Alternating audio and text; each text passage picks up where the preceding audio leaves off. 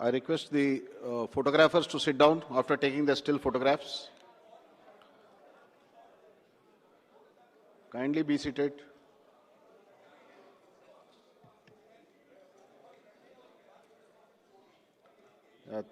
Thank you.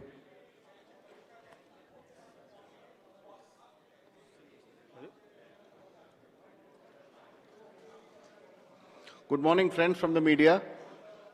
आप सबका इस प्रेस कॉन्फ्रेंस में स्वागत है. It's a big day today for all of us at ECI, and I would like to formally welcome you to this press conference to announce the schedule for general elections and some state assemblies. It's my privilege to introduce the Honorable Chief Election Commissioner, Shri Rajiv Kumar Ji, the Honorable Election Commissioner, Shri Ganesh Kumar, and the Honorable Election Commissioner, Dr. Sukhbir Singh Sandhu. Also on the dais today are senior officials who have been a part of Team ECI in the past 2 years and have played a crucial role in the run-up to the general elections. Namely, Senior Deputy Election Commissioners Shri Dharmendra Sharma and Shri Nitesh Vyas. Also DECs Shri Udesh Kumar, Shri Ajay Bhadu, Shri R.K. Gupta and Shri Manoj Sahu. Another crucial team member has been DG IT Srimati Neeta Verma. Also on the dais is our Joint Director Media, Anu Chandak, who is familiar to most of you here. I am B. Narayanan, DG Media for the Commission. The format is as follows. There will be opening remarks by the CEC along with the presentation. We will share the PDF copy of the presentation with all of you after this event is over. The PC is also being live streamed on X along with the slides and live streamed on our YouTube and Facebook. Following this PowerPoint, there will be a question and answer session. When you want to ask a question, raise your hand. Wait for a chance to be called by me to put your question. I will direct the micer to come to you. When it's your turn, introduce yourself and your organization and then ask your question. I request you to be brief and ask only one question at a time. Please keep your mobiles on silent mode. Sir, I request you to deliver your opening remarks. Thank you. Thank you, Mr. Narayanan. Good afternoon, friends. My recently joined distinguished colleagues, let me introduce you to them. Shri Ganesh Kumar ji on my right and on your left, and Shri Sukhbir Singh Sandhu ji on my left. Senior officials from Election Commission of India, friends from media, और विभिन्न संचार माध्यमों से जुड़े हुए देश के मतदाता, आप सबको सबसे पहले अभिनंदन, नमस्कार. आप सभी का इस प्रेस कॉन्फ्रेंस में स्वागत है. As you see, our team is now complete. All three of us are here and we are fully prepared. So now our request is to all the voters to get inked. Please, the entire team in the ECI is ready to ink the voters. Please join us. I think this is the most awaited press conference in this part of the year. We address you at a precious moment when we as a nation are set to reiterate our pledge to electoral democracy, when Indians will together express their will once again. This is a historic opportunity for all of us. By the way, this year also marks a pivotal moment in the global landscape of democracies. 2024 is a year of elections across the world. Over 6 nations and people will vote across the hemispheres, across the date lines. However, India's elections have been like a pole star, both for its quantity and quality, and I'll elaborate it in detail in this conference. दुनिया के सबसे बड़े और सबसे जीवंत लोकतंत्र के रूप में भारत पर सभी का ध्यान केंद्रित रहता है. जहां चुनाव एक त्योहार है जिसमें लोकतंत्र के रंग उभरते हैं और देश के सभी हिस्से उसमें समावेश होते हैं. चुनाव का पर्व, देश का गर्व. Let me say in the very beginning that it is our promise to deliver a national election in a manner that we add to our global shine and remain a beacon for electoral democracies across the world. We are committed to give the nation a truly festive democratic environment. Friends, the term of 17th Lok Sabha is due to expire on 16th June 24. The term of legislative assemblies of Andhra Pradesh, Odisha, Arunachal, Sikkim are also due to expire in June 24. Jammu Kashmir assembly में भी चुनाव due हैं. We in the Commission understand with all humility at our command, that every election is a new test and failure is not an option. The entire election machinery has been trained on all aspects of election management. I had myself personally interacted with over 800 district magistrates across the length and breadth of the country. We have interacted with the SPs, DMs, commissioners, range IGs, political parties, enforcement agencies in Delhi and also while visiting the states. और पूरी states में इन सबके साथ समीक्षा करने के दौरान और उसके बाद हमें ये विश्वास है कि हम एक यादगार, स्वतंत्र, निष्पक्ष चुनाव एक पर्व के रूप में सबकी भागीदारी के साथ सुनिश्चित कराएंगे. Before I share the schedule, मैं आपको बताना चाहता हूं कि भौगोलिक, सांस्कृतिक, सामाजिक रूप से विविध इतने बड़े देश में चुनाव कराने के लिए हमने अपने आप को कैसे ओवर द 2 इयर्स पीरियड तैयार किया है. दुनिया के सबसे बड़े लोकतंत्र के चुनावों में लॉजिस्टिक्स और मटेरियल प्रबंधन ही अपने आप में एक बहुत बड़ी चुनौती है. तो let us show you what is the magnitude by which we are doing this elections.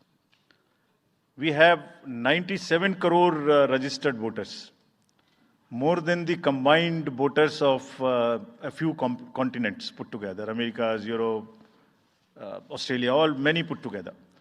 Over 10.5 lakh polling stations, and कितने लोग उसको conduct करते हैं? 1.5 crore polling officials and security officials conduct those elections. More than 55 lakh EVMs, 4 lakh vehicles, और अब तक हम क्या कर चुके हैं? 17 general elections to the parliament, 400 से ज्यादा असेंबली इलेक्शंस कर चुके हैं. ये इलेक्शन कमीशन का एक लीगेसी है.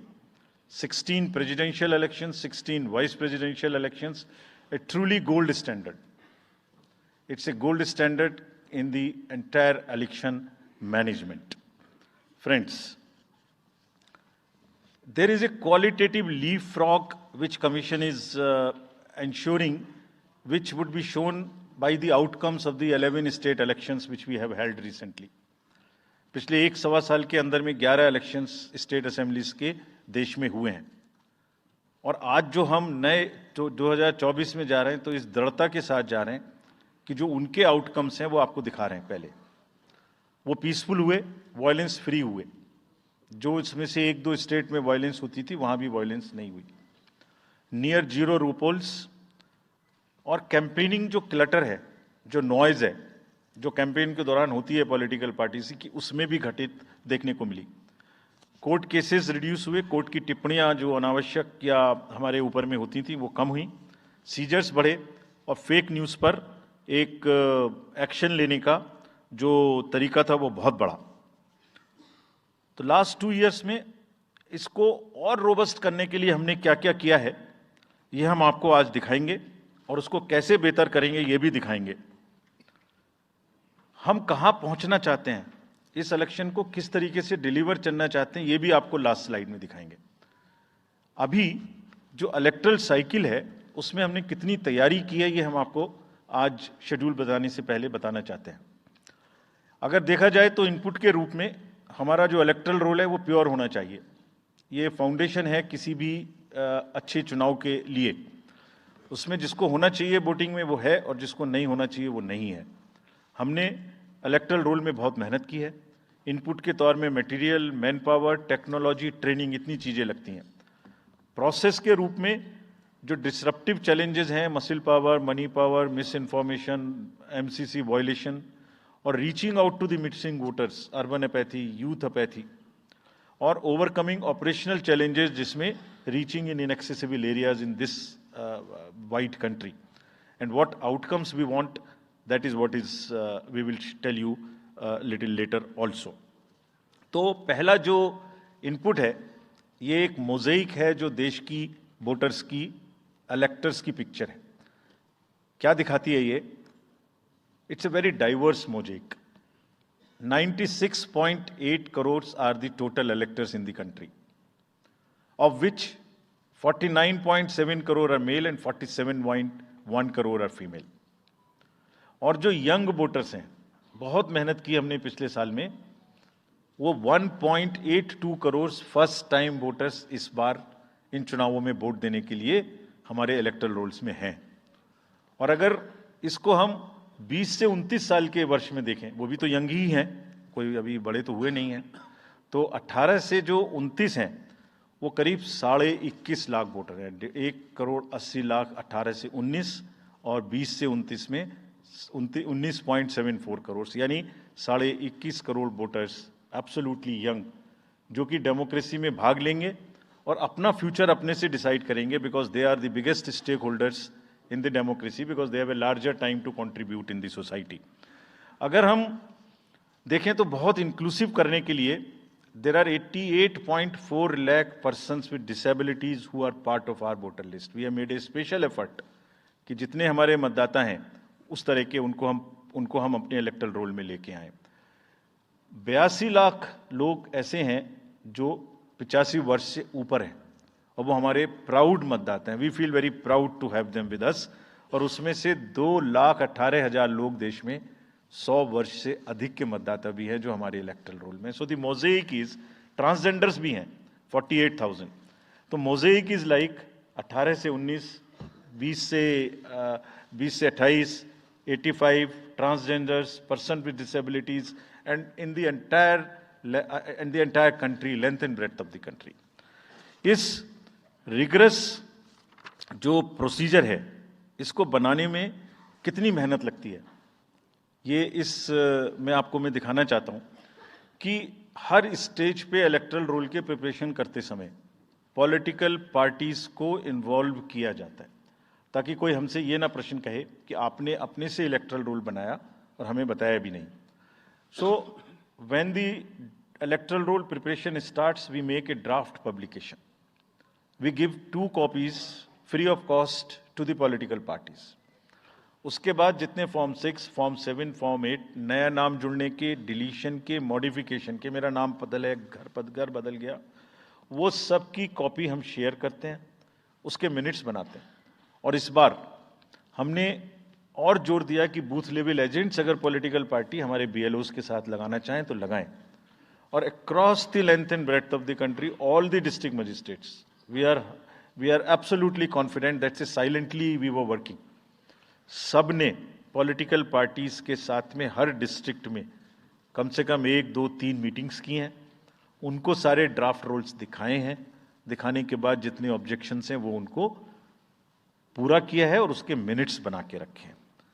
Friends, we are very confident that and we are conscious that a very solid electoral roll is the foundation stone on any election, and we are ready to go with this. We have also worked on the women voters. Women voters का जो gender ratio है वो बढ़ के अब 948 हो गया, which is again a very healthy sign of women participation increasing in our electoral cycle. राज्य, देश के 12 राज्य ऐसे हैं जहां आज 1000 से ऊपर जेंडर रेशियो है, यानी महिला वोटर्स की संख्या मेल से ज़्यादा है।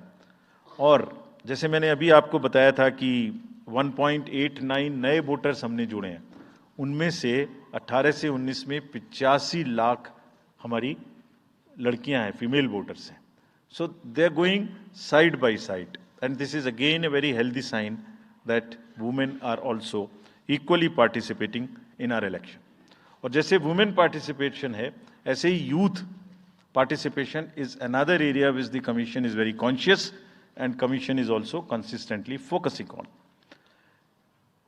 13 से जो 1.8 करोड़ मैंने आपको बताया, 19 करोड़ वोटर्स 20 से 19, और जिस किसी की भी उम्र 1 जनवरी 2024 को 18 साल नहीं हुई थी, उसका भी नाम हमने एडवांस में एप्लीकेशन में लिया, जो 2024 के किसी भी समय में जिनकी उम्र 18 साल होने वाली है. And you would be happy to note that out of 13.4 lakh advance applications which have come to us, around 5 to 6 lakhs are such who will complete the age of 18 by 1st of April 2024. और वो भी हमारे voter उस समय तक बन जाएंगे. यानी the roll would be as much updated on 1st of April कि कोई भी छूटे नहीं. नेशनल आइकन्स को बड़ी संख्या में हमने यूथ को अपने साथ जोड़ने के लिए इस कार्य में लगाया है. हमें विश्वास है कि यूथ न सिर्फ वोट करेंगे बल्कि हमारे एम्बेसडर्स भी बनेंगे. जो इन्फ्लुएंसर्स हैं वो भी हमारे साथ जुड़ेंगे. वो अपने साथ यूथ एक के साथ अपने 10 दोस्तों को भी लेके आएंगे. और इस बार हम कन्विंस्ड हैं अपने डिफरेंट आउटरीच एक्टिविटीज़ की वजह से कि वो हमारे साथ ज़्यादा से ज़्यादा जुड़ेंगे. फ्रेंड्स, जब हम वोटर्स को अपने बूथ पे बुला रहे हैं तो हमारी ये भी ड्यूटी बनती है कि हम अपने बूथ को बहुत अच्छे से उनके लिए तैयार करके रखें. कैसे तैयार करें? हर बूथ पे पीने का पानी होगा, टॉयलेट होगा, मेल एंड फीमेल अलग, साइनेज होगा, पर्सन्स विद डिसेबिलिटी के लिए रैंप होगा, एक व्हील चेयर होगी, हेल्प डेस्क होगी, वोटर फैसिलिटेशन सेंटर होगा और शेड भी होगा, सफिशिएंट लाइट भी होगी. यानी minimum basic facilities would be available at all the polling stations, or these polling stations will be set up across the length and breadth.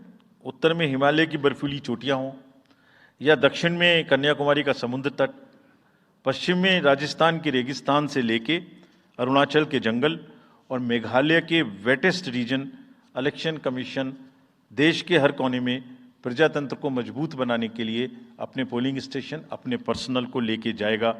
And we will take democracy to every corner of the country. We are sure that we would make it a very overwhelming experience for our voters. And then the voters' delight. Polling stations इस तरीके के मिलने चाहिए जिसमें ये सभी चीजें आपको मिलें. Then how would we ensure that it is also inclusive? Inclusive in the sense 85 plus जितने वोटर्स हैं उनके हम घर जाके वोट लेने के लिए तैयार हैं. नॉमिनेशन से पहले सबके घर में हम फॉर्म 12D पहुंचाएंगे. देश के कुछ हिस्से में घर से वोटिंग हो चुकी है असेंबली इलेक्शंस में, कुछ राज्यों में अभी नहीं हुई है. अब इस बार पूरे देश में पहली बार ये व्यवस्था एक साथ लागू होगी कि जो 85 वर्ष से ऊपर के मतदाता हैं, जो पर्सन्स विद डिसेबिलिटी हैं, 40 ईयर्स एंड 40% से ज़्यादा की जिनको डिसेबिलिटी है, वो सब के पास हम फॉर्म पहुंचाएंगे. अगर वो ये ऑप्ट करेंगे कि वो फॉर्म वो बूथ पर नहीं आना चाहते, घर से करना चाहते, तो हम घर में जाएंगे, एक आदमी का वोट लेने घर में जाएंगे. हालांकि हमारा तजुर्बा यह है कि ज़्यादातर लोग उस एज के बूथ पर आना चाहते हैं because they have consistently been part of our democracy. उनको वॉलंटियर्स और व्हील चेयर की सुविधा वहाँ उपलब्ध रहेगी. नाउ जब ये बूथ बनाए तो हमने अपने पर्सनल को, जो टीम्स हैं, उनको बहुत अच्छे से ट्रेन करके तैयार किया. They are sentinels of democracy. I mean हमारे जितने एम्प्लॉयज़ हैं वो सब तैयार रहेंगे इस बात के लिए कि that wherever it takes they will walk an extra mile so that voters don't have to mile. पहाड़ के बर्फ में भी जाएंगे, जंगल में भी जाएंगे, नदी में भी जाएंगे, घोड़े पर भी जाएंगे, काठ के ब्रिज पर भी जाएंगे, हेलीकॉप्टर से भी जाएंगे, हाथी से भी जाएंगे, बर्फ में भी चलेंगे, म्यूल से भी जाएंगे. सिर्फ हर जगह पहुंचेंगे इसलिए ताकि वोटर अपना वोट दे सकें. मैं इसी क्रम में आगे थोड़ी अर्बन एपैथी की भी बात करूंगा. हम इतनी जब मेहनत करते हैं जाने में, हम देखते हैं जहां घर के नीचे बूथ है वहां पे बहुत सारे लोग वोट देने नहीं आते. ये उनके लिए भी एक उदाहरण है कि वो ये समझें कि वोट देना कितना जरूरी है. अगर हम 10 लोगों के लिए, 5 लोगों के लिए बूथ बना के इतनी मेहनत से जा सकते हैं, तो आप घर के नीचे उतर के जो 2 किलोमीटर के रेडियस में आपके पास बूथ है उसमें वोट देने जरूर आएँ. Friends, we are also very conscious about the sustainable elections as our responsibility towards the environment. तो environmentally sustainable elections हों, इसके लिए भी हमने डायरेक्शंस अपने इलेक्शन मशीनरी को दी है। वेस्ट मैनेजमेंट किसी भी पोलिंग स्टेशन पे पोलिंग के बाद में दिखाई नहीं देना चाहिए। आप उसको कलेक्ट करें, डिस्पोजल करें और टीम्स के साथ में send them to various disposal thing. It's part of the material arrangement. Minimal use paper का करें। मैक्सिमम हमारी ई बुक्स लागू हैं, आप कभी भी हमारी वेबसाइट पे देख सकते हैं, हर सब्जेक्ट पर ई बुक है। More and more carbon footprints को हम कम से कम किस तरह से कर सकते हैं, recycling, more and more less and less paperwork, all that is what is our commitment to the environment. We are also greatly leveraging technology in 3 verticals for the help of the voter, for the help of the election management agencies, machinery, and also for the political parties and candidates. कोई भी voter पूरे देश में उसका epic number से booth कहाँ है, उसका एपिक डाउनलोड करना है। If he has a mobile number seeded, he can download his और हर मोबाइल। कोई भी बीएलओ के बारे में कोई जानकारी लेनी है, one can go to the voter helpline app. You can know about what kind of a candidate you have in your constituency who are contesting. So there is an application called Know Your Candidate. तो उस candidate की कोई criminal background तो नहीं है, उसके खिलाफ में केसेस तो नहीं है, उनके क्या असेट्स हैं, क्या लायबिलिटीज हैं, ये सारी चीजें केवाईसी के एप्लीकेशन में वोटर्स को देखने का अधिकार है, उनको मिलेंगी। और जिस किसी का भी क्रिमिनल रिकॉर्ड है किसी भी कैंडिडेट का, उसको 3 बार न्यूज़पेपर्स में देना पड़ेगा, टीवी में देना पड़ेगा, और पॉलिटिकल पार्टी को भी ये बताना पड़ेगा कि आपको उस कॉन्स्टिट्यूएंसी में क्रिमिनल कैंडिडेट बैकग्राउंड के खड़ा करना पड़ा, तो बाकी क्यों नहीं मिला। आप बताइए, what is the basis of the selection of a candidate who has a criminal background. Then in order to clean up the entire system, we want to use the technology with the help of the citizens. Citizens be please vigilant. So C-Vigil app में कोई भी शिकायत अगर किसी citizens को, किसी voter को करनी है, कहीं पर भी कोई पैसा बांटने का केस है, फ्रीबी बांटने का केस है, एक्सेस कैंपेनिंग का केस है, जस्ट टेक ए फोटो और type text, send it to us, we will capture your longitude and latitude ourselves. आप कहाँ पर खड़े हैं ये हम अपने से आपकी मोबाइल की लोकेशन से समझ लेंगे, और आपको 100 मिनट के अंदर अपनी टीम भेजकर जो आपकी शिकायत है उसका निराकरण हम आपको करने देंगे। फ्रेंड्स, इस सारी चीज़ को करने में हमारे सामने कुछ चैलेंजेस भी हैं। मैं आज आपके सामने उन चैलेंजेस की भी चर्चा करना चाहता हूँ और ये भी बताना चाहता हूँ कि इसको हम कैसे ठीक करेंगे। तो मेनली 4 चैलेंजेस हमारे पास हैं, 4 M's: muscle, money, miss information and MCC violations. Essentially 4 किस्म के ब्रॉड जो हमारे प्रोसेस हैं, और इसी के संदर्भ में पूरा जो प्रोसेस अब आज से शुरू होगा और जब तक चुनाव खत्म होगा, तो इलेक्शन कमीशन का अधिकांश समय इन्हीं 4 चीज़ों में लगने वाला है कि how to control muscle power, how to control money power, how to control the menace of misinformation, and how to control the violations which are done or at least to be done under MCC. So coming to the muscle power को control करने के लिए adequate number of CAPF would be deployed. 24/7 एक नया प्रयोग हम इस बार कर रहे हैं। We are establishing, हम बिल्कुल डिटरमिन्ड हैं इस बार मसिल पावर को कम करने के लिए। चुनावों में हिंसा का कोई स्थान होना नहीं चाहिए और ब्लड बाथ बिल्कुल नहीं होना चाहिए। जहां भी हिंसा बची है, चाहे वो प्री पोल हो, चाहे वो ड्यूरिंग कैंपेनिंग हो, चाहे वो पोस्ट पोल हो, we are committed to kind of be very very alive to this situation. और जो भी हमें सख्ती से करना होगा इसके लिए हम करेंगे ताकि ये प्रोविजन ना रहे। हर डिस्ट्रिक्ट में एक कंट्रोल रूम बनाया गया है, जो दिन उसमें 5 किस्म के फीड्स होंगे: TV, social media, webcasting which is on the booths, 1950 की लाइन जिससे शिकायत आती है, and grievances portal. So one senior officer would be available in the control rooms in every district to look at these 5 feats. जहां से भी, और C vigil, 6th C vigil, जहां से भी कोई शिकायत मिलेगी उस पर सख्त कार्रवाई की जाएगी। एवरीवेयर अक्रॉस द कंट्री हमने बड़ी सख्त ताकीद दी है कि डिस्ट्रिक्ट मजिस्ट्रेट्स, एसएसपीज अपने एरिया में हिंसा को ना होने दें। जितने नॉन अवेलेबल वारंट्स आज की डेट में हैं, पुलिस उनको ऑलरेडी हमारे विजिट्स के साथ साथ ऑलमोस्ट एग्जीक्यूट कर चुकी है, कर रही है।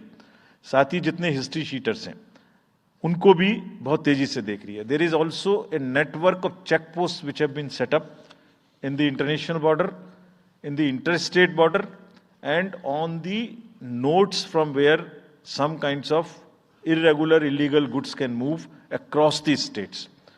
In some international borders, there is also a drone-based checking which will happen. We are fully committed that हिंसा का कहीं कोई उपयोग नहीं होना चाहिए। हमने डिस्ट्रिक्ट मजिस्ट्रेट्स को बहुत सख्त हिदायत दी है कि जितने लोग 3 साल से ऊपर हैं उन सबको आप बदल दीजिए पहले, और accountability starts from the head of the district, not below. ये उनका काम है कि जो नीचे हैं वो उनको देखें। किसी भी प्रोसेस में वॉलंटियर्स और कॉन्ट्रेक्चुअल स्टाफ किसी भी स्टेट ने लगाए वो इस्तेमाल नहीं होंगे। बहुत सारी स्टेट्स ने टेम्परेरी वॉलंटियर्स और कॉन्ट्रेक्चुअल स्टाफ को लगा के रखा है, वो किसी भी स्टेज में इस्तेमाल नहीं होंगे।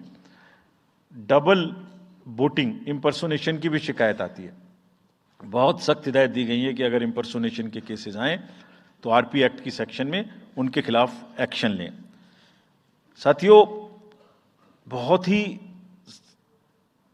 ही डिटर्मिनेशन के साथ हम हिंसा मुक्त चुनाव देना चाहते हैं। चुनाव में हिंसा की कतई गुंजाइश नहीं है।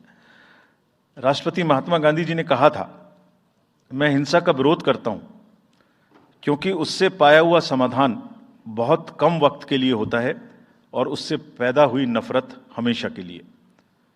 Only peace is everlasting, violence doesn't solve anything.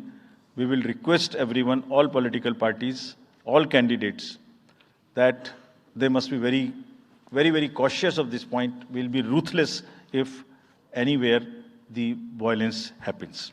Similarly, coming to the money, आप जानते हैं, मैंने पहले भी आपको दिखाया है कि पिछले जो 11 इलेक्शंस हुए हैं स्टेट में, राज्यों में, और उसी की वजह से ये कन्विक्शन है जिससे हम आपसे उसके बारे में बात कर रहे हैं। We are talking to you from the strength of our outcomes.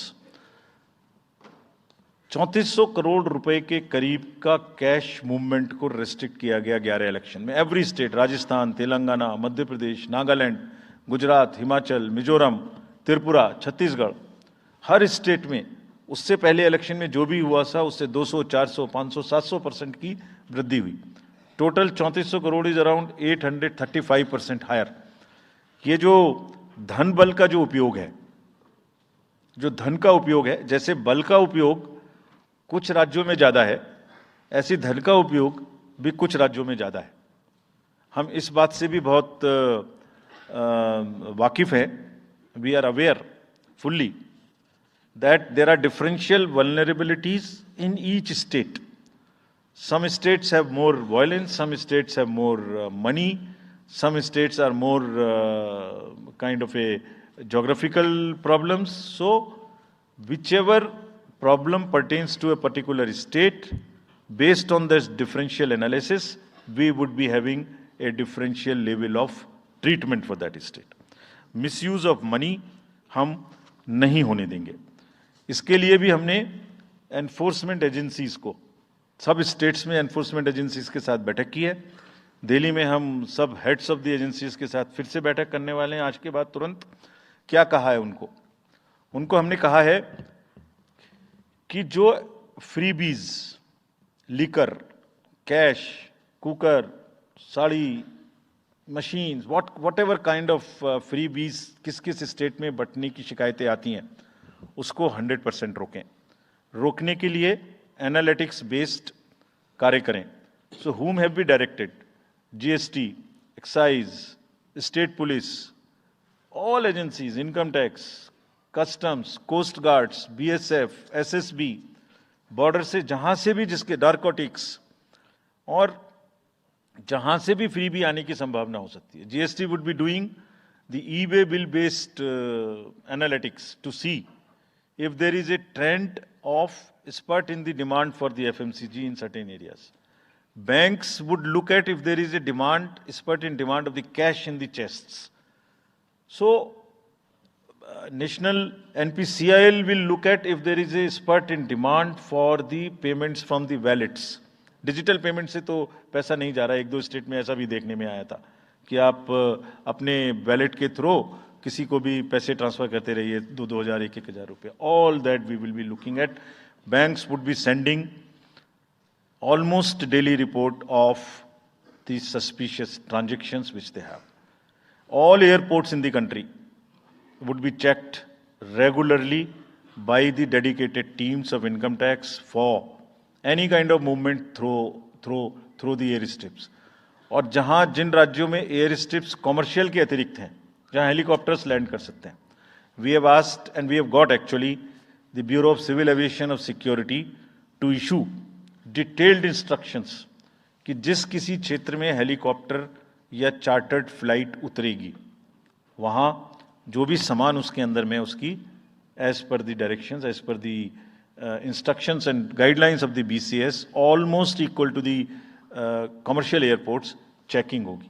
Railways, RPF, GRP, both will be simultaneously continuously looking at roads. So cash और मनी, जो भी धन बल का दुरुपयोग करना चाहेंगे, political finance in any case is a thing which is in news these days. So this is our effort to add to that thing so that there are much more cleaner elections. Coming to the third M, which is the misinformation. This also troubles us a lot during the elections. While we are conscious of two facts, that the social media helps us in taking out our outreach programs. जितना हम youth, women, voters को अपने पास लाने की कोशिश करते हैं, उस मीडियम को यूज करते हैं. We are also conscious that on social media, in democracy, there is a full freedom to criticize anybody, including criticizing us. Why not? If we are doing wrong, criticize us. But you should not be allowed to create fake news which is not based on facts, because it can disturb the public order. ये अफवाहें फैलाते हैं. तो हमने सबको instructions दी हैं किस किस्म का इंस्टीट्यूशनलाइज तरीका किया. ये कुछ इस तरीके की नई चीजें हैं जो इस बार के चुनाव में सबको देखने की मिलेंगी. मैंने मसल पावर के बारे में भी बताया, मनी पावर के बारे में भी बताया, मिस इन्फॉर्मेशन के बारे में. तो ये जो प्रोसेस है इलेक्शन का, जो आज से शुरू हो रहा है काउंटिंग के बीच तक, जिसमें शोर शराबा, गंदगी की संभावना बनी रहती थी, वो हमारा प्रयास है कि कम से कम हो. उसके प्रति हम बहुत ज्यादा सजग रहें. इसमें क्या करेंगे? Under section 69 and 79(3) of the IT Act, authorized authority of each state is empowered to ask for takedown of the social media posts. In almost all states, authorized officials have been appointed or are being appointed. In each district, we have done thorough trainings as to how to deal with this kind of a menace. So this is on the preventive side. But there is also a promotional side. All our entire machinery will now react to whatever is coming by facts. We will try and join the issue instead of being in the background. If somebody is trying to do a fake kind of a narrative, which is disturbing the level playing field, which is disturbing the public order, or which is not based on the facts, and which has crossed the line of the criticism, we would be also joining them. We will also launch very soon on our website something called Myth versus Reality. This is going to be live very soon. Means, ये myth फैलाया जा रहा है, ये उसकी reality है. हम अपनी तरफ से आगे बढ़ के आपको एजुकेट करेंगे कि ये उसकी रियलिटी है. और और सोशल मीडिया के बारे में आप सबसे भी एक अपील है कि थोड़ा देख लें, मतलब जो आया उसको आगे नहीं करना चाहिए। इसमें एक बहुत बड़ा झूठ का बाजार भी है। मैंने इसके बारे में सोच रहा था तो मैंने कुछ चंद लाइनें लिखी थी जो आपको बताना चाहता हूं। झूठ के बाजार में रौनक तो बहुत है, गोया बुलबुले जैसी तुरंत ही फट जाती है। पकड़ भी लोगे तो क्या हासिल होगा सिवाय धोखे के। तो उसको थोड़ा रोक के देखें, समझ लें आगे बढ़ाने लायक है कि नहीं है, ना बढ़ाएं। Now friends, the last problem, चुनाव के दौरान हमारे सामने एक और बहुत बड़ी समस्या है, और वो समस्या है चुनावी प्रक्रिया का, पॉलिटिकल डिस्कोर्स का घटता हुआ स्तर, जिसमें as we call it, it's a plummeting level of the political discourse. अगर हमने सब पॉलिटिकल पार्टीज को बहुत स्ट्रांग एडवाइजरी इशू की हैं, आप पूछेंगे कि एडवाइजरी तो दी, उसके बाद एक्शन क्या होगा, उसका भी जवाब मैं आपको दूंगा। एडवाइजरी इशू की हैं जो भी पिछले 11-12 इलेक्शंस में, एक्चुअली जो पिछले 5 साल में जितने भी एमसीसी के वायलेशंस होते रहे उसको हमने इकट्ठा करके एक फाइनल एडवाइजरी दी है before the 24। So this is how we have set our grounds, and what we have done in that, we have set, we are putting political parties on notice. Means we have asked political parties to give copy of our guidelines to each star campaigner. Political parties के जितने भी बड़े नेतागण star campaigners हैं जो campaigning करेंगे, उनके व्यक्तिगत नोटिस में हमारी गाइडलाइंस ले आइए। ये जिम्मेदारी हमने पॉलिटिकल पार्टीज को दी है। So now what is happening, we have put them on notice and we will presume knowledge of the guidelines. These are the two fundamental changes which we have made silently. People were asking, you issued so many notices last time, did nothing. You left it at that. That was a moral censor. Now we will go beyond. We will go beyond, and here we have said we will also look at the past. We will also look at the history. We might look at a calibrated approach dealing with the MCC violations, which may be, जो MCC violations किस प्रकार की हो सकती हैं। I mean statements which should inspire rather than divide, issue based campaign हो, hate speeches, religious speeches, private life का criticism is what is absolutely avoidable. People should be refraining from giving unverified and misleading advertisements or masquerading as an advertisement as a news. इसमें हमने editors को भी advisory issue की है। वो एक newspaper में बड़ा बड़ा ऊपर में छप जाता है कि इसकी लहर और उसकी लहर। अगर ऐसा है तो साफ साफ लिखें कि ये एडवर्टाइजमेंट है। Let it not pass through advertisement. We have issued these advisories. Now the time is during this election to go beyond advisories, take concrete action, for which in the advisories there are relevant sections of the acts which are also inbuilt. So notice is there, knowledge is there, sections are there. So please, our request is कि campaigning के दौरान please don't try to cross the red line. ये वैसे भी इसलिए जरूरी है that in this digital world जो भी एक बार मुंह से निकलता है उसका रिकॉर्ड तो 100 साल तक के लिए पैदा हो गया, वो बार बार चलता रहता है। So please avoid creating digital memory of bad words which are coming from your mouth. Please be civilised during the election, this is what is our advice. और एक बार जब लड़ाई झगड़ा होता है ना तो प्रेम का धागा टूट जाता है, और जब प्रेम का धागा टूट गया तो बड़ी मुश्किल होती है। रहीम ने कहा था, रहीमन धागा प्रेम का मत तोड़ो छिटकाए, टूटे से फिर ना मिले, मिले गांठ पड़ जाए। तो क्यों ऐसी गांठ बांधनी है? थोड़ा प्यार मोहब्बत से कैंपेनिंग करें, शोर शराबा कम हो।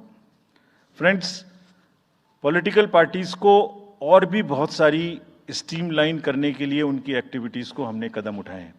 ये मैं पिक्चर आपको इसलिए दिखा रहा हूं कि हर फील्ड के अंदर में we are ready that how we would control this. क्या किया है? Around 537 registered unrecognised political parties have been taken out of the political space. वो क्या करती थी? किसी के नाम में कैंडिडेट खड़ा कर दिया, गाड़ियों की परमिशन ले ली, दूसरा कोई यूज कर रहा है, किस्म किस्म की भांति एंटाइटलमेंट ले लिया, भांति भांति का वो they're cluttering the political space, crowding out the genuine persons. So that is what it has been done. सारी फाइनेंशियल जितने भी अकाउंट्स हैं पॉलिटिकल पार्टीज के और जितनी भी कंट्रीब्यूशन रिपोर्ट्स हैं वो सब डिजिटाइज्ड फॉर्म में हमारे पास आएंगी, ऐसा हमने उनको कहा. डायरेक्शंस दे दिए, इट हैज स्टार्टेड कमिंग. तो जो भी पॉलिटिकल फाइनेंस की चर्चा देश में चल रही है उसके साथ साथ ये भी कार्य पीछे से बैकग्राउंड में चल रहा है, because commission always believes in the transparency in the political financing. Plummeting level, I have already said. We have also asked the political parties to be very, very respectful to the persons with disabilities in their discourse, not to use the abusive words, also to not use children at all during the campaigning. बच्चे नहीं है इसलिए कि उन्हें campaigning में लाया जाए. We will be very strict if anybody does that. We are also giving advisories to political parties that have internal organizational structures within your party, within the parameters and in a right form. Friends, we are appointing 2,100 observers. जितनी चीजें मैंने आपको बताई, ये सब चीज को field officers तो करेंगे ही करेंगे. हम 2100 ऑब्जर्वर्स को अपॉइंट कर रहे हैं और इस बार उनको हमने क्या खास सख्त हिदायत दी है. और जो भी डीओज लेवल प्लेइंग फील्ड प्रोवाइड कर रहे हैं कि नहीं कर रहे हैं वो स्पेसिफिकली इसको देखेंगे. Inducement and coercion, intimidation free election हो, इस पर स्पेसिफिकली नजर रखेंगे, हमें रिपोर्ट करेंगे. फोर्स जितनी भी जा रही है किसी भी राज्य में उसका डिप्लॉयमेंट रैंडमाइज्ड हो. ऐसा नहीं कि उस फोर्स को कहीं बैठा दिया, काम नहीं कर रही, या कहीं दूसरी जगह भेज दिया जहां जरूरत नहीं है. They will be randomising the force. Entire election machinery will be randomized in the presence of the in the presence of the observers. Now, having done all this, what are the, जैसे मैंने पहली slide में बताया था, तो what are we expecting, हमारे elections कैसे होंगे. So, let me show you this. What is our effort? What is our endeavor? As a last slide, let me tell you. There are reduced repolls, that is what we are endeavoring. Zero violence, that's what we are endeavoring. No inducements, इस पे कार्य हो. Fake news curve की जाए. Campaigning clutter और बदमिजाजी कम हो और लोगों का पार्टिसिपेशन बढ़े. जो 67% पार्टिसिपेशन था वो बढ़ के अधिक से अधिक पहुंचे. With this I would like to in the end appeal to the voters that elections belong to you. बहुत मेहनत की है हमने 2 साल में, आगे भी करेंगे, लेकिन दामोदर अब आपके हाथ में है. We are handing over the baton to you. Please come and vote. Political अपने जितने भी हमारे चुनाव कराने कर्मी जाएंगे उनसे मैं फिर से एक बार अपील करना चाहता हूं, आज सुन रहे होंगे कहीं ना कहीं, कि लेवल प्लेइंग फील्ड प्रोवाइड करना उनका परम धर्म है. इसमें से कतई भी कोताही ना बरतें. उनको बताया गया है, इंस्ट्रक्शंस दी गई हैं, अगर बरतेंगे तो will be ruthless in dealing, because majority ऐसा नहीं करती. अगर 1-2 करेगा तो उसकी वजह से हम अपने इलेक्शंस को बदनाम नहीं होने देंगे. Will be ruthless. And lastly, my appeal to the political parties again. We are very committed for ethical political discourse. I would like parties to again appeal that please maintain decorum in campaigning and refrain from abuses and personal attacks. राजनीतिक दलों को बहुत personal attack से बचना चाहिए. फिर मुझे बदर साहब का एक शेर याद आता है, दुश्मनी जमकर करो लेकिन ये गुंजाइश रहे. दुश्मनी जम के करो लेकिन ये गुंजाइश रहे, जब कभी हम दोस्त हो जाएं तो शर्मिंदा ना हो. और वैसे भी आजकल जल्दी जल्दी दोस्त बनना और जल्दी जल्दी दुश्मन बनने की प्रक्रिया थोड़ी ज्यादा चल रही है. तो पार्टीज कम से कम ऐसा ना गंदा बोलें कि वो एक दूसरे के दुश्मन बन जाएं और फिर कुछ ना हो सके. With this I would once again thank all the press media who have come here. Very sincerely, this is what I have seen in now 3.5 years. You are our natural allies, you are eyes and ears. हमारा कोई criticism होता है आप करते हैं, हम अपनी बात कहते हैं आप करते हैं. आप ही के थ्रू हम वोटर्स पे पहुंच सकते हैं. प्लीज वोटर्स तक हमारी बात पहुंचाइए, उनको बाहर निकलवाइए. ये सारी स्लाइड्स, सारा प्रेजेंटेशन आपको अभी तुरंत इसी माध्यम से हमारी वेबसाइट पे मिल जाएगा. Download, use it in your stories. कुछ और चाहिए तो हमें बताइए, हम देंगे. Now I come to the schedule, which you were waiting, and I hope I didn't delay it. I have not bored you by what I said. So now we'll be announcing schedule in 3 phases. First, for the by-elections.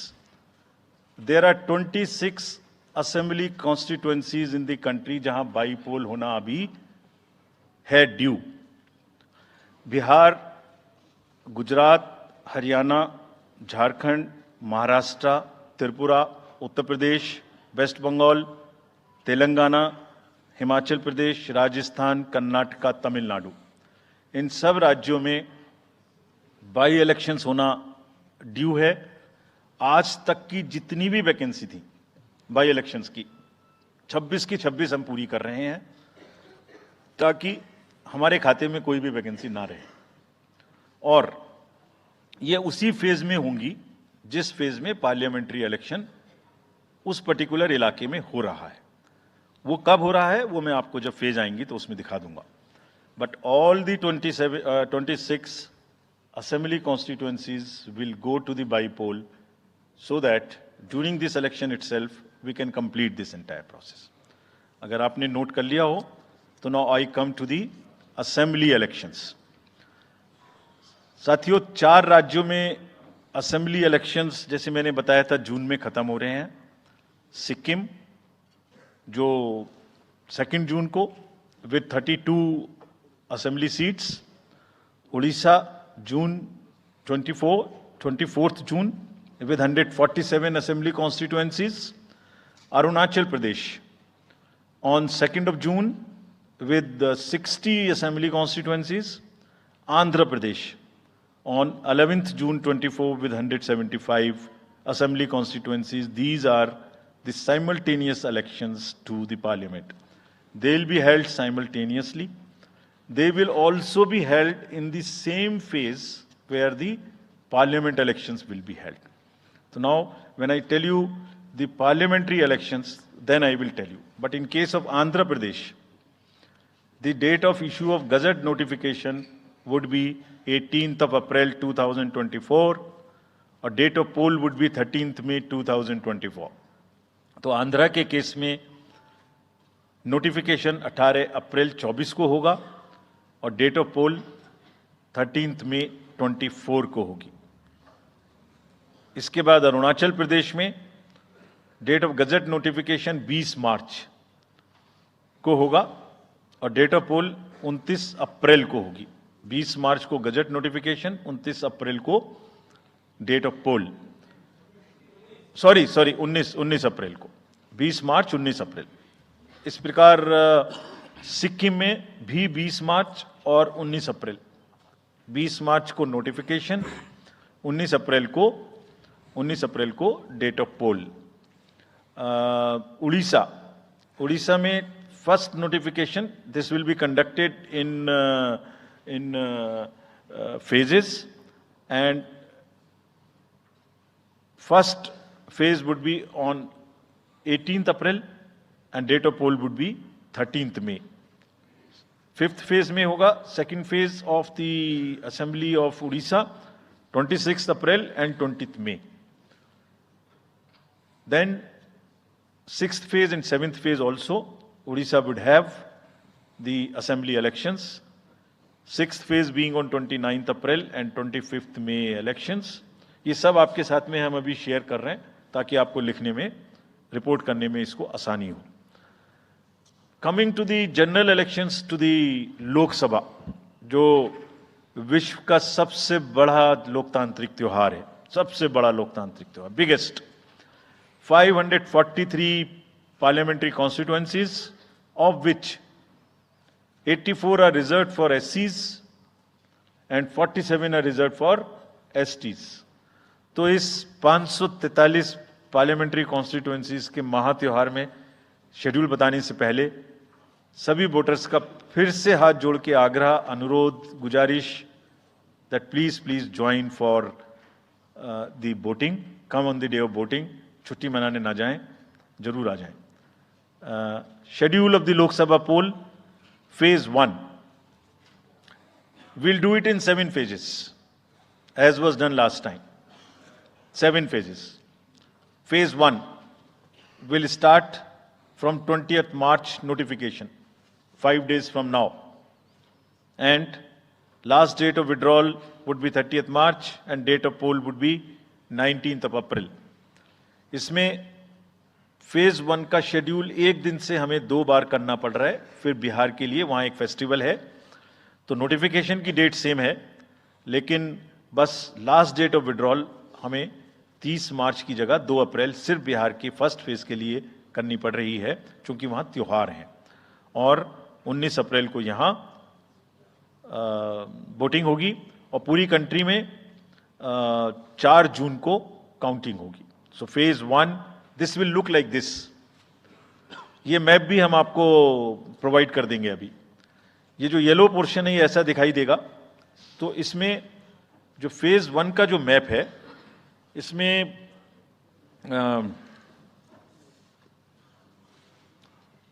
North east, नीचे Tamil Nadu, Rajasthan, centre में छत्तीसगढ़, मध्य प्रदेश और उत्तराखंड, और ऊपर में जम्मू कश्मीर की 1 parliamentary constituency. ये yellow first phase का आपके सामने में मैप है। सेकंड फेज और फर्स्ट फेज में 21 स्टेट्स जाएंगी पोल में। Second phase notification will start on 28th of March and date of poll will be 26th of April. Similarly here in case of J&K, because of the some holiday, the date of one day would be different, date of security of nomination would be different, but date of gazette notification और date of poll would be common. Phase 1 में 21 राज्य polling में जाएंगे और phase 2 में उसमें से और राज्य जुड़ जाएंगे। सो this is the map which would be phase 2, जिसमें हम नॉर्थ ईस्ट में काफ़ी जगह चुनाव को कंप्लीट करते हुए, तमिलनाडु में कंप्लीट करते हुए, सेकेंड फेज में राजस्थान को भी कंप्लीट करेंगे। Phase 3 would be from 12th of April and date of poll will be 7th of May. इसमें भी टोटल 12 स्टेट्स उस समय में जा रही होंगी और इस फेज में 3 नए राज्य में चुनाव शुरू होगा। इसका मैप कुछ इस तरह से दिखाई देगा। राजस्थान हम कवर कर चुके होंगे, तमिलनाडु कवर कर चुके होंगे, केरला कवर कर चुके होंगे, गुजरात इसमें कवर कर लेंगे, नॉर्थ ईस्ट पूरा कवर कर चुके होंगे और हम नए राज्यों को मिला के 3 इसमें नए राज्य भी जुड़ेंगे।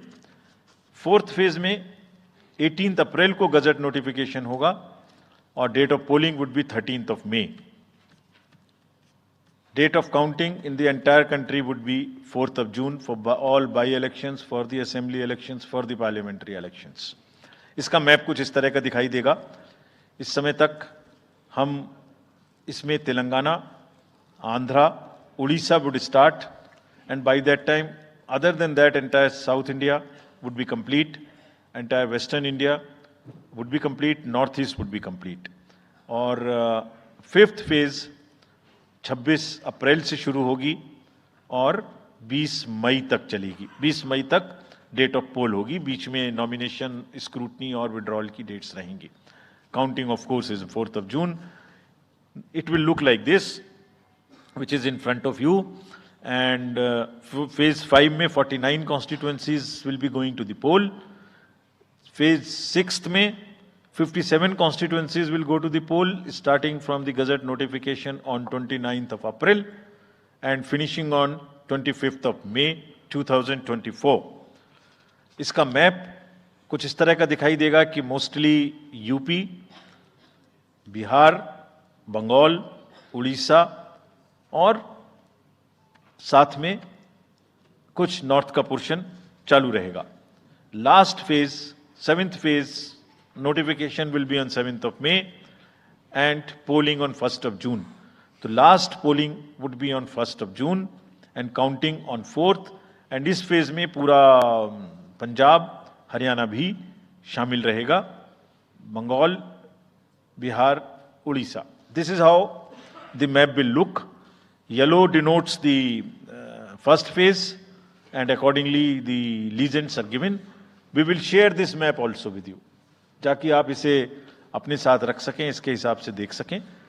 ये भी कोशिश की है हमने, और अगर पूरी फेज वाइज हम पिक्चर दें, ये भी एक अच्छी स्नैपशॉट है, जिसमें फेज 1 में 102 कॉन्स्टिट्यूएंसीज, फेज 2 में 89, फेज 3 में 94, फेज 4 में 96, 49, 57, 57. So we'll start with the 102, the largest, slowly come down and finish northeast, move up from the south and finish the western area. तो इसमें वेदर और हर चीज़ का ध्यान रखते हुए काफ़ी सोचने के बाद ये शेड्यूल बनाया गया है। विद दिस, जो single phase single poll date है वो 22 स्टेट में होगी। 2 राज्य 4 बार में जाएंगे, कर्नाटका, राजस्थान, त्रिपुरा, मणिपुर। 3 फेज में 2 जाएंगे, छत्तीसगढ़ एंड असम। 4 फेज में 3 जाएंगे, उड़ीसा, मध्य प्रदेश, झारखंड। 5 फेज में 2 जाएंगे, महाराष्ट्र एंड जम्मू कश्मीर। जम्मू कश्मीर की हर पार्लियामेंट्री कॉन्स्टिट्यूएंसी के लिए 1 फेज होगी। और 7 फेज में 3 जाएंगे, Uttar Pradesh, Bihar and West Bengal. With this friends, I end my address and thank you very much. Thank you, sir, for those detailed remarks. Please hold on. So, you raise your hands, हाथ खड़ा कर दीजिए, माइकर्स आपके पास आएंगे। तो we will start with you in the first row. Where are the micers? आप आइए, इनको दे दीजिए। जो, yeah, CC sir will take 4-5 questions at one time. So after that we will take the next person. Yeah. Sir, मैं मोहित दुबे हूँ news nation से। Sir, मेरा सवाल ये है कि आपने 7 चरणों में मतदान ये करवाया है, बहुत बड़ी चुनौती है क्योंकि दुनिया का सबसे बड़ा लोकतंत्र हिंदुस्तान है। अपोजिशन पार्टियां जो हैं ये आरोप लगा रही हैं कि 7 चरणों में क्या ज़रूरत है और इसकी वजह से सत्ताधारी दल को फायदा होता है। और छोटा सा सवाल सर एक और है कि ईवीएम को लेके लगातार अपोजिशन धरना दे रहा है, सवाल उठा रहा है। आप हमेशा ये कहते रहे कि निष्पक्षता के साथ आप मतदान करवाते रहते हैं ईवीएम के माध्यम से, तो उनके सवाल के बारे में आप क्या जवाब देंगे? आप ये जो लाइट जैकेट पहने हैं सेंटर में, इनको दे दीजिए। जो, हाँ, ये जस्ट होल्ड ऑन। सर, मेरा नाम रविंद्र सिंह शोरान है। I would like to ask कि जो आपने बताया कि 3500 करोड़ रुपए को सीज किया, उसके बाद कार्रवाई कितने लोग जेल गए, कौन कौन सी पॉलिटिकल पार्टीज इन्वॉल्व थी, और जो लीकर सीज किया गया उसमें कितने केसेस रजिस्टर हुए, उसकी डिटेल्स इलेक्शन कमीशन हमारे साथ कभी शेयर करता नहीं है after the election happens. This lady in the front, या इधर मिडिल में जो है, इनको माइकर्स, हाँ, इनको दे दीजिए, या इनको दे दीजिए। हाँ, please switch on your mic.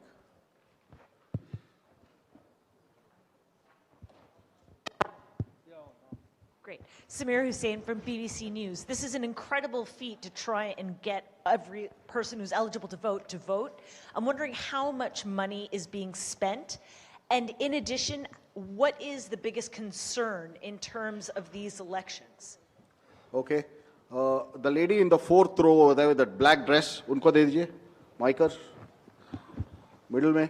हाँ, उनको जो बीच में है, वो लेडी जो है, हाँ, give it to her. Yes. Switch on your mic.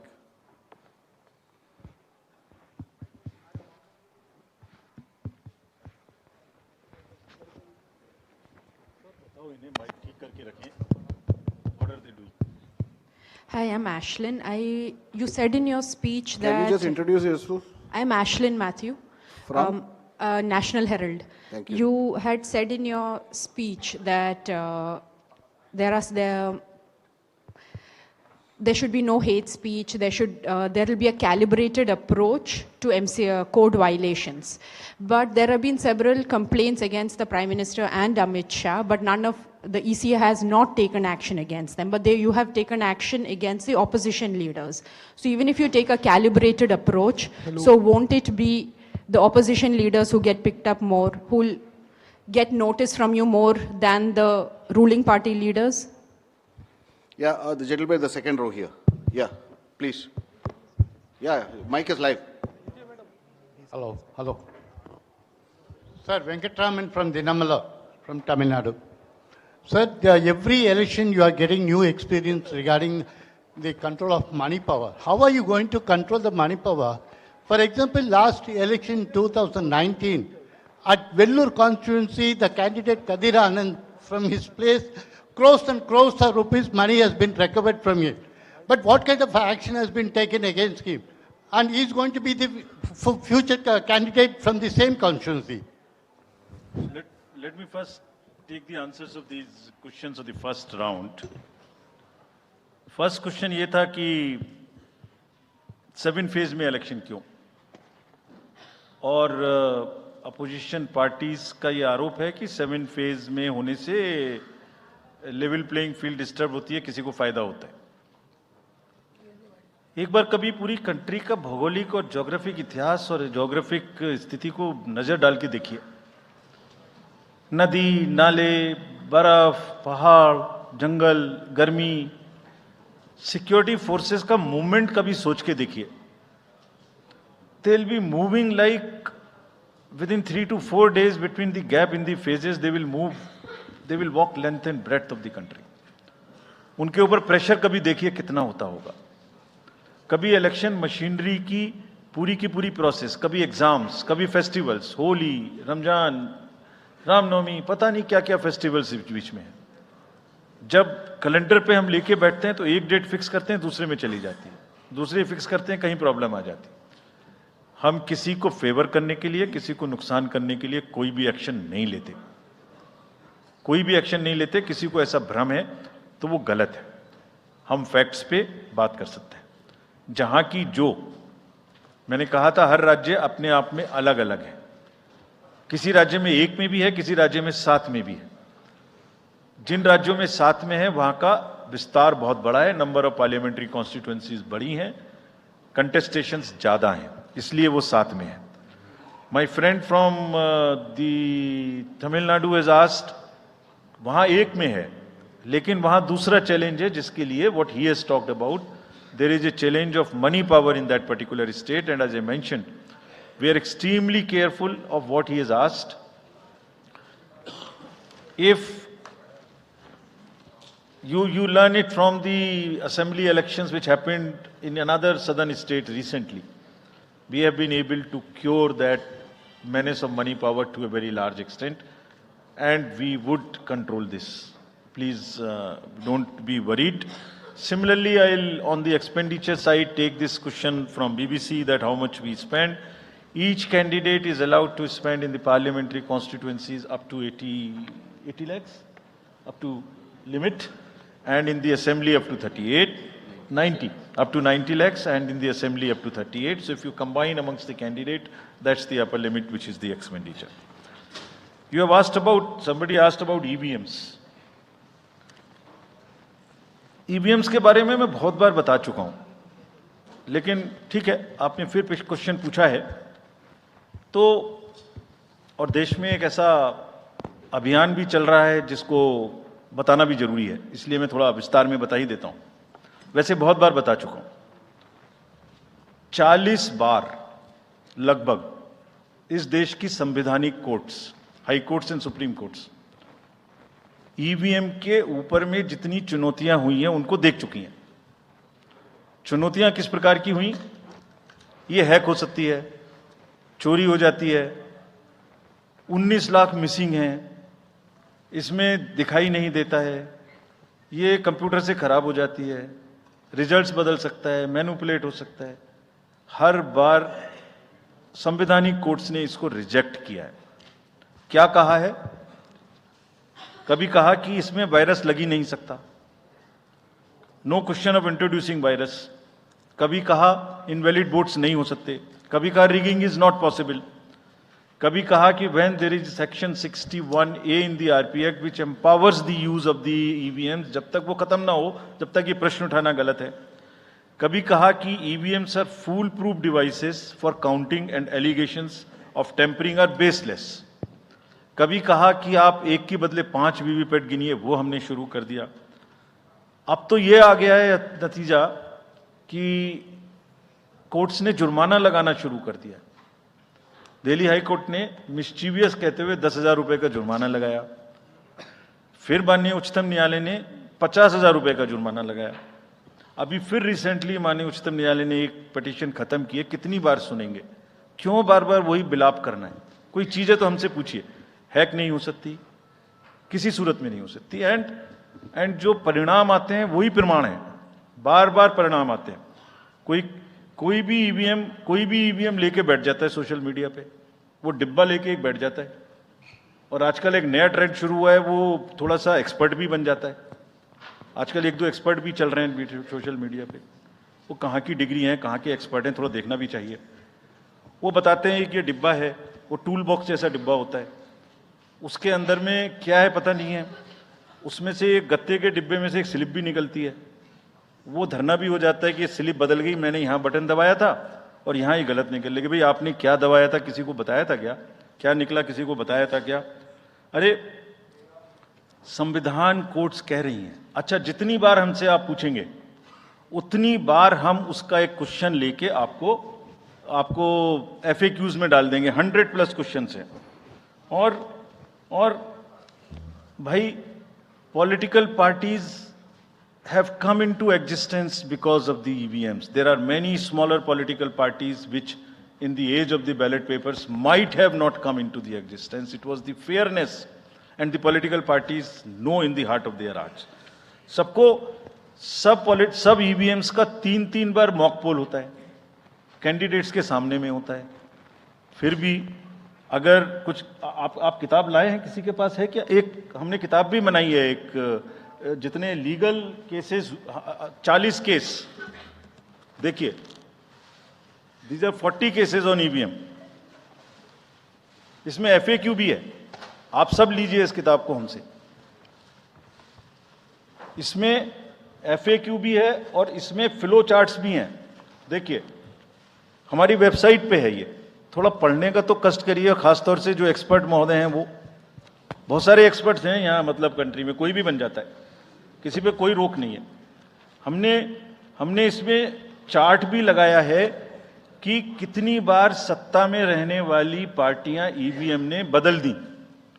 तो मुझे भी ईवीएम पे फिर मैं रात सोच रहा था ये प्रश्न तो आएगा जरूर, तो फिर रात को मैंने कुछ लिखा अपने हाथ से, वो फिर आपको सुनाता हूं। अधूरी हसरतों का इल्जाम, अधूरी हसरतों का इल्जाम हर बार हम पर लगाना ठीक नहीं। ये ईवीएम कह रही है, मैं नहीं कह रहा हूं। अधूरी हसरतों का इल्जाम हर बार हम पे लगाना ठीक नहीं, वफा खुद से नहीं होती, खता ईवीएम की कहते हो। और बाद में गोया जब परिणाम आता है तो उस पर कायम भी नहीं रहते, आप ही के पक्ष में रिजल्ट आ जाता है। ये क्या बात है भाई? कितने दिन? EVMs are 100% safe, 100% sure. We know now. In last 2 years, again, we have done large number of improvements. एक EVM की नंबर जो भी किस बूथ पे जाएगी वो कैंडिडेट को दिया जाएगा, इसलिए इसमें कोई प्रॉब्लम नहीं है। नाउ जो MCC के बारे में प्रश्न पूछा, जिसमें आप ये पूछना चाह रहे हैं कि हम बायस्ड होके किसी के खिलाफ एक्शन लेते हैं, किसी के खिलाफ नहीं लेते, यही आप प्रश्न बेसिकली पूछना चाह रहे हैं। पूछना नहीं चाह रही हैं, आरोप लगा रहे हैं, जिसका मुझे जवाब आपको देना चाहिए। Correct, very right, you have a question right to ask. आप पिछले 8-10 11 इलेक्शंस की सारे आरोप जितने हमारे पास आए हैं वो सबको एक बार पढ़िए। सबको पढ़ने के बाद सबके नोटिसेस देखिए जो हमने दिए हैं, उसमें जहां जहां कोई भी वायलेशन एस्टेब्लिश होता हो उस नोटिस के बाद जवाब आने के बाद भी हमने ऐसा नहीं है सब में कार्रवाई की है। We are very, as I said, they are kind of a moral censor which we have in the beginning issued. और जिस किसी के भी खिलाफ में अगर कहीं भी कोई केस बनेगा, हाउसएवर हाई स्टार कैंपेनर ही और शी में B, we will not sit back, we will take action. Next. Sir, we'll take some questions from that side. Yeah, the middle row. There is a gentleman holding both his hands up. उनको दे दीजिए। बोलिए थोड़ा जल्दी दें। Yes sir. Mic के लोग थोड़ा जल्दी दें। थोड़ा माइक जरा जल्दी दीजिए, वो सेंट्रल रो में है, वो हाथ जी। उठा रहे हैं वो।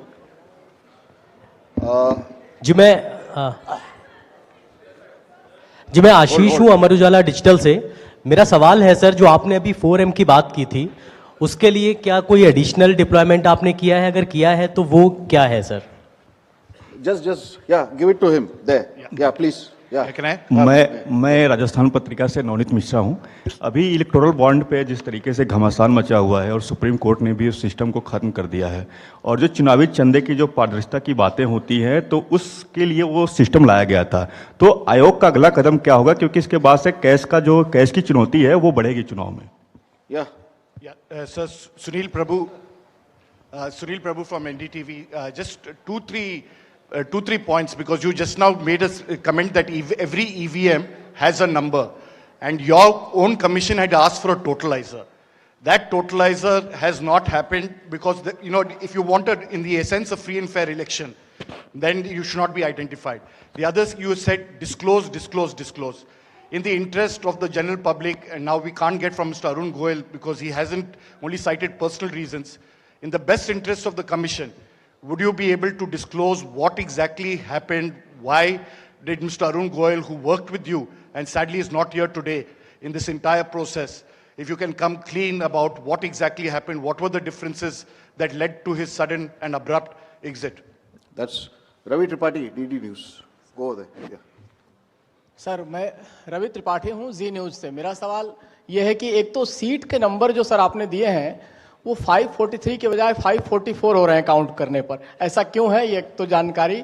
और दूसरा कि मॉडल कोड ऑफ कंडक्ट का जो सवाल खड़ा किया हमारे किसी दोस्त ने कि बार बार विपक्ष ये सवाल खड़ा करता है, तो पिछली बार उन्होंने नाम दिया कि मोदी कोड ऑफ कंडक्ट, जिसमें मोदी के खिलाफ आप सॉफ्ट होते हैं और राहुल गांधी के खिलाफ आप ज़्यादा एक्शन लेते हैं।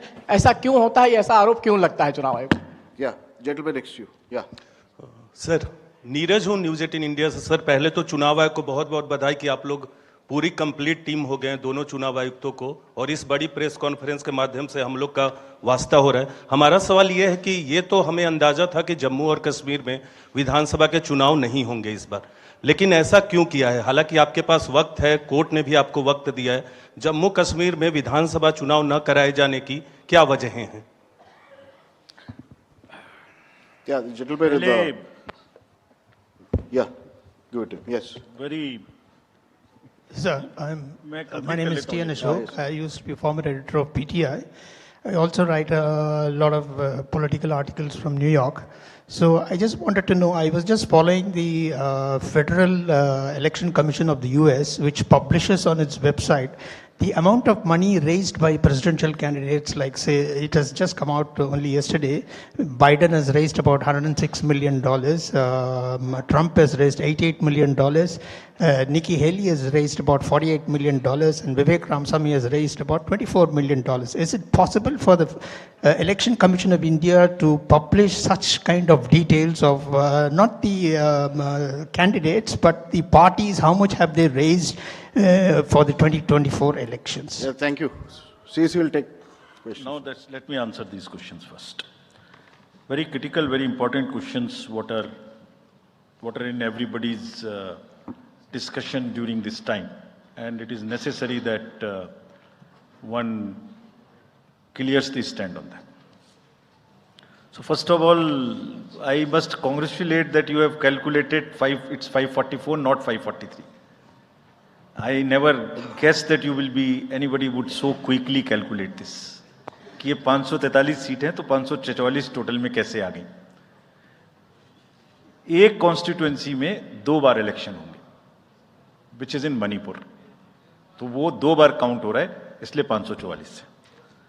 सो this is the first part of yours. Let me come to mister Prabhu.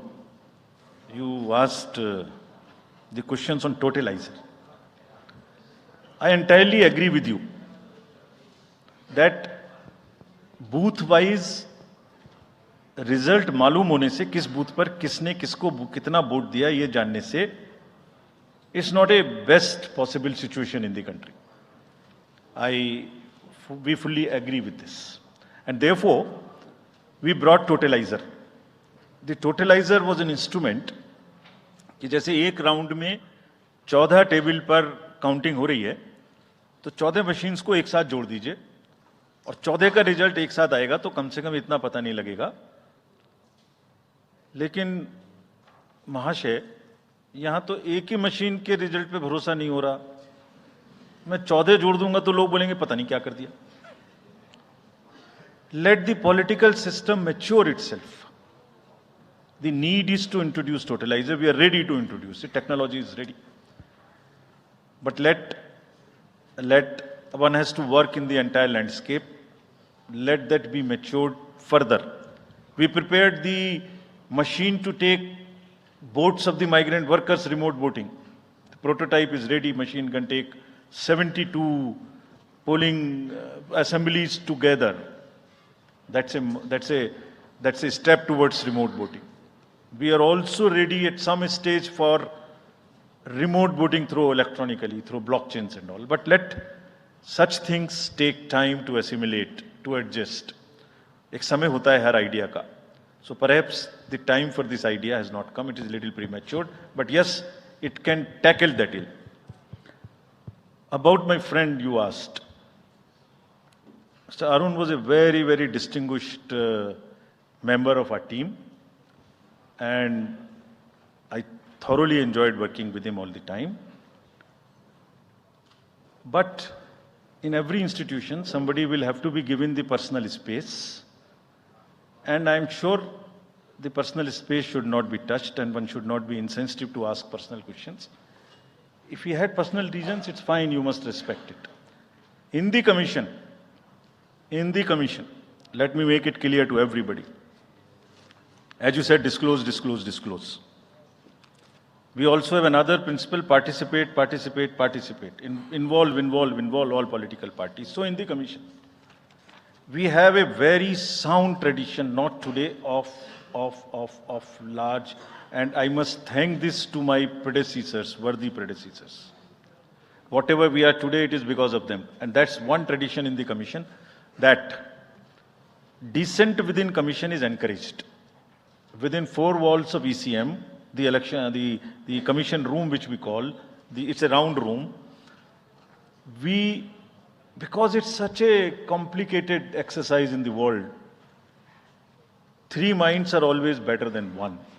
We discuss, we sleep over issues, we take time, we assimilate. And हमेशा एक उसमें कहावत है ना, फिर मुझे याद आ गया वैसे ही, निंदक न्यारे रखिए. आसपास रखने चाहिए जो लोग आपको चैलेंज कर सकें. सो कमीशन में बहुत ट्रेडिशन है, वो हमेशा होता रहा है और होते रहना चाहिए. So that's the answer which I wanted to give you. Jammu Kashmir assembly elections क्यों नहीं हमने कराए, ये आपने एक प्रश्न पूछा. बहुत इंपॉर्टेंट क्वेश्चन है नीरज जी आपका. हम बहुत कॉन्शियस हैं इस बात से और बीच बीच में आरोप भी लगते रहते हैं. हम वहां गए थे तब भी हमसे लोगों ने कहा कि हमें तो सुप्रीम कोर्ट जाना पड़ा आपसे क्या आपको कहलवाने के लिए कि इलेक्शन कराइए, और आप क्यों नहीं कर रहे हैं.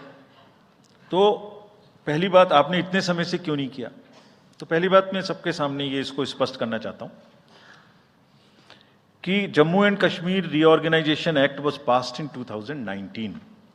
ये सबको विदित है कि 2019 में Jammu Kashmir reorganisation act pass हुआ. उसमें जम्मू कश्मीर की असेंबली में 107 सीटों का प्रावधान किया गया। उस 107 में से 24 सीटें रिजर्व थीं पाक ऑक्यूपाइड J&K की, बची 83 में से 7 रिजर्व थी SC के लिए और ST के लिए कोई रिजर्वेशन नहीं था, राइट। 2022 में उसके बाद डिलिमिटेशन कमीशन आया और उसकी रिपोर्ट्स को एक्सेप्ट करके नोटिफाई किया गया। उसने इन सीटों की संख्या में परिवर्तन कर दिया, तो another act change this number of seats. क्या हो गया, 107 से बढ़ के 114 हो गई, 24 उसमें पाक ऑक्यूपाइड JK की रही, 90 बची, तो 83 से बढ़ के 90 हो गई और 9 सीट ST के लिए रिजर्व कर दी गई। ये नया फीचर क्रिएट हो गया। और साथ ही साथ 2 सीट माइग्रेंट्स के लिए रिजर्व कर दी गई, जिसमें से 1 वुमेन की थी। और उसके बाद 1 सीट का नॉमिनेशन अलाउ किया गया, जो कि POK से डिस्प्लेस्ड लोग जो इंडिया में हैं उनके लिए वो रिजर्व की जाएगी। और ये सारे, जिसका मतलब Reorganization Act and Delimitation Act were not in sync, and therefore there was no occasion for the commission to conduct the election till that happens. When did that happen? That happened in December 2023 by amendment in the J&K Reorganization Act. तो हमारा metre कब से चालू हुआ है? दिसंबर 2023 से metre चालू हुआ है चुनाव कराने का। असेंबली और पार्लियामेंट में चुनाव कराने के लिए हम J&K के सभी पॉलिटिकल पार्टीज ने हमसे कहा, ऑल, कि आप हमारा चुनाव पार्लियामेंट के साथ करेंगे। वी रेस्पेक्ट दैट, और हम समझते हैं कि हमारी ड्यूटी है हम उसे कराएं। सारी एडमिनिस्ट्रेटिव मशीनरी ने टुगेदर एक स्वर में कहा कि सर हम एक साथ नहीं करा सकते। हमने पूछा क्यों, तो उनका आंसर था कि जब असेंबली कॉन्स्टिट्यूएंसी के चुनाव साथ साथ में होंगे तो एक असेंबली में लगभग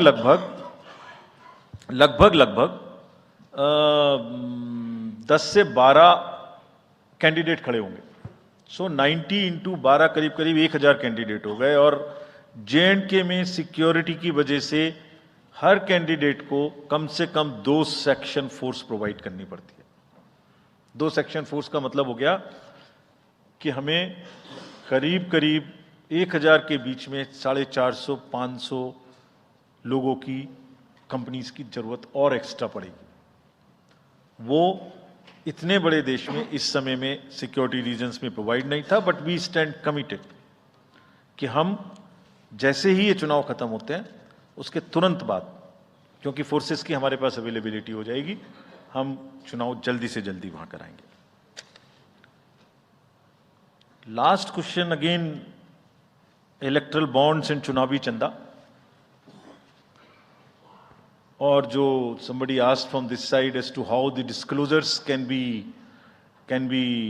made through the political parties as to how much they collected. So as regards electoral bonds, Commission has always been in favor of transparency right from the stage when we submitted our stand in the Honorable Supreme Court.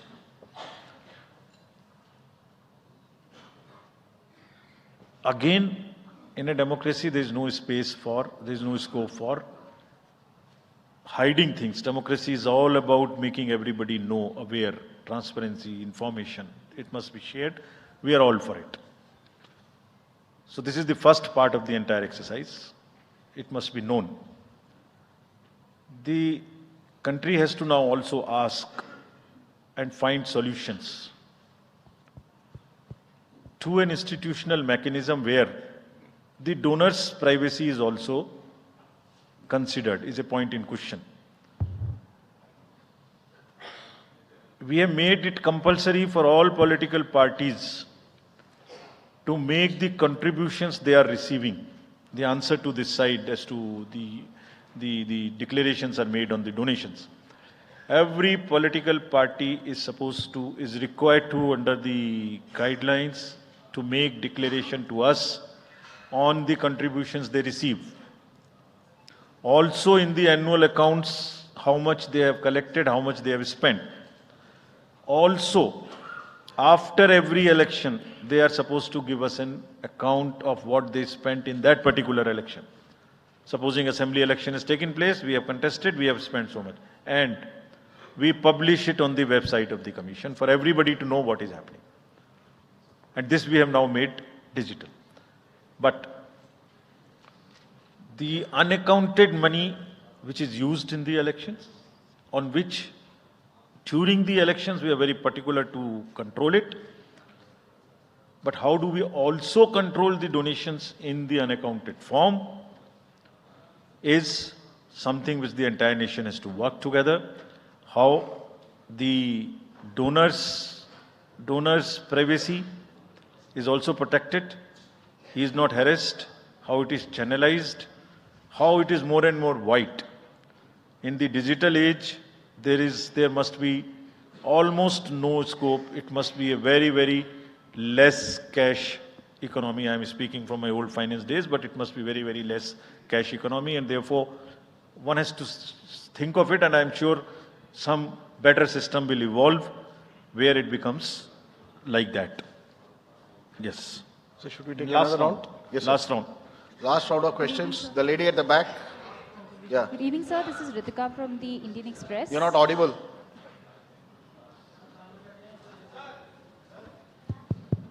Yeah. Sorry. Good evening, sir. This is Ritika Chopra from the Indian Express.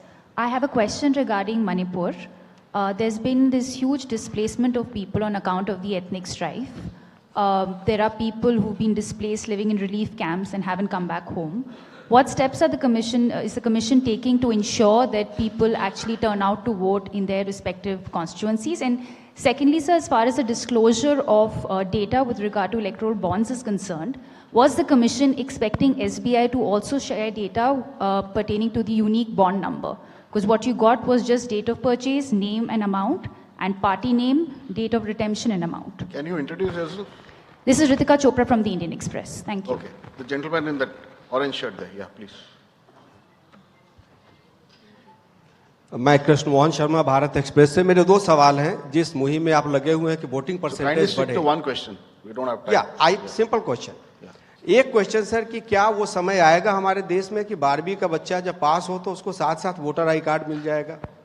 और दूसरा सवाल एक ये है कि क्या हमारे देश में मैंडेटरी वोटिंग हो पाएगी कभी? The lady in the light blue shirt, last row. Yeah. Sir, this side Harsha from Republic TV. I have two questions. First one, opposition parties have accused Election Commission of being biased when it comes to action against hate speeches. While you have said that adequate measures have been taken, but how is it different from the last time? And so second question is precisely about two states, West Bengal and Manipur. Both these states have witnessed immense violence last year. One during Panchayat election and other one with ethnic clashes. How Election Commission is ensuring safe and peaceful election in the booths this time? Okay, the gentleman in the front. Idhar rahiye inko. Here, I'm George Kalivaril from Deepika Malayalam Daily. Mine is a half question and a request also.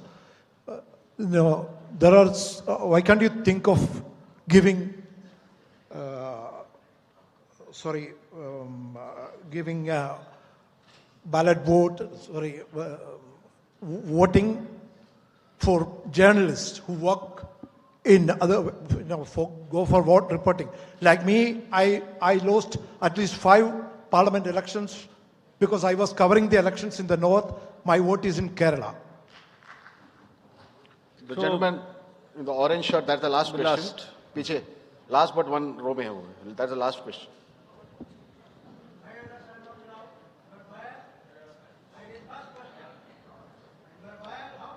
Coming.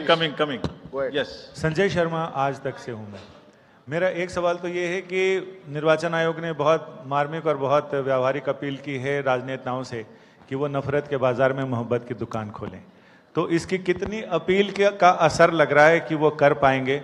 और दूसरा ये कि electoral bonds में अगली scheme किस तरह से इसको और पारदर्शी बनाया जा सकता है? क्या आयोग के पास भी ऐसा कोई इंतजाम है क्या? Yes. नाउ उनका भी एक ले लीजिए उनका भी। उनको दे दीजिए। Give it to him. लीजिए लीजिए You are biased. You can't do that. लीजिए। I am Professor D.S. Agrawal and I am a nominee of राष्ट्रपति 2012. उस समय मैंने प्रणब मुखर्जी का नॉमिनेशन कैंसिल कराया था, तब ये प्रॉमिस किया था, सवाल है, तब ये प्रॉमिस किया था कि एमपीज की जगह वोटर प्रपोजर होंगे। आपने अभी तक अमेंडमेंट नहीं किया। दूसरी बात यह है कि आप जो डीएम होता है, मैं बनारसी चुनाव लड़ा, उसने 3 बार मेरा इलेक्शन नॉमिनेशन कैंसिल कर दिया बायस्ड, लेकिन मैंने 4थी बार पास कराया। तो डीएम को आप इतनी पावर देंगे कि किसी का भी नॉमिनेशन कैंसिल कर देगा बैलेट को, या आप अमेंडमेंट करिए और इसमें अमेंडमेंट करिए। और ये जो खड़े होते हैं ऐसे लोग खड़ा मत होने दीजिए कि बायस करते हैं। ऐसे आप नहीं बोल सकते, नहीं ऐसे नहीं बोल सकते, ये इस तरीके की चीज आप यहां नहीं बोल सकते। अच्छा ठीक है, now let me take these questions. 12वीं क्लास के बच्चे के बारे में आपने पूछा एक प्रश्न। 12वीं क्लास के बच्चे को जैसे ही उसकी एज पूरी हो उसको वोटर कार्ड मिल जाए, इसकी तैयारी हम कर रहे हैं एडवांस एप्लीकेशन लेके, ऐसा जरूर होना चाहिए। About Manipur, question was asked about Manipur, what we will do. There are persons who are displaced, who are in the camps. We have drawn a scheme. Which we have notified. That scheme is notified to allow the voters in the camp to vote from the camp. जैसे migrants के लिए JNK में वो scheme है, ऐसे ही यहां पर भी उस स्कीम को लागू किया गया है। And the voters would be allowed in the respective camps from the lower constituency to the higher and higher to the lower. But my appeal to the voters is that let us decide, throw the ballot peacefully by participating in these elections. We'll make the arrangements.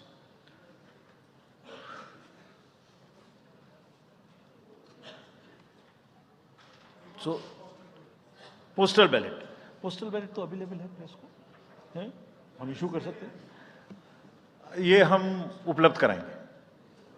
चलिए, thank you very much. Thank you, sir. That brings us to the end of this press conference. I would like to thank ECI administration, PIB, protocol, and Vigyan Bhavan team for the excellent arrangements. Thank you, sir.